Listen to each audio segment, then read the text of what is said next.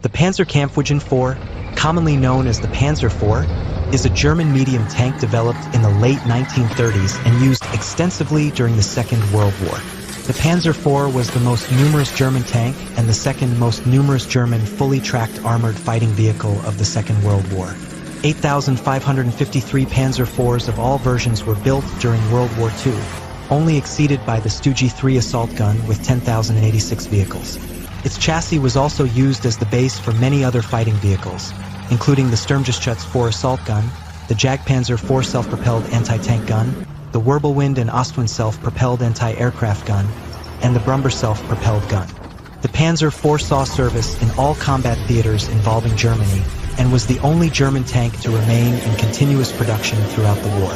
The Panzer IV was originally designed for infantry support, while the similar Panzer III was to fight armored fighting vehicles. However, as the Germans faced the formidable T-34, the Panzer IV had more development potential, with a larger turret ring to mount more powerful guns, so it swapped roles with the Panzer III, whose production wound down in 1943.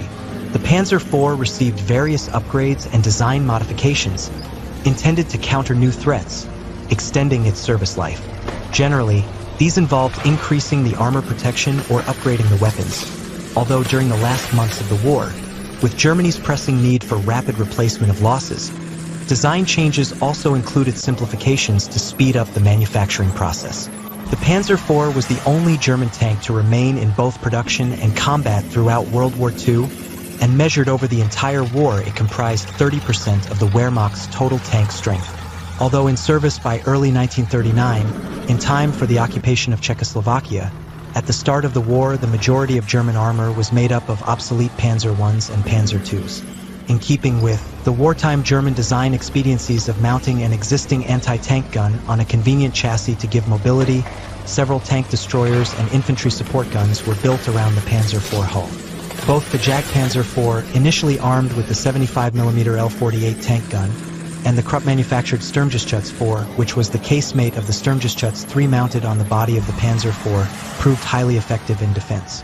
Cheaper and faster to construct than tanks, but with the disadvantage of a very limited gun traverse, around 1,980 Jagdpanzer IVs and 1,140 Sturmgeschütz IVs were produced.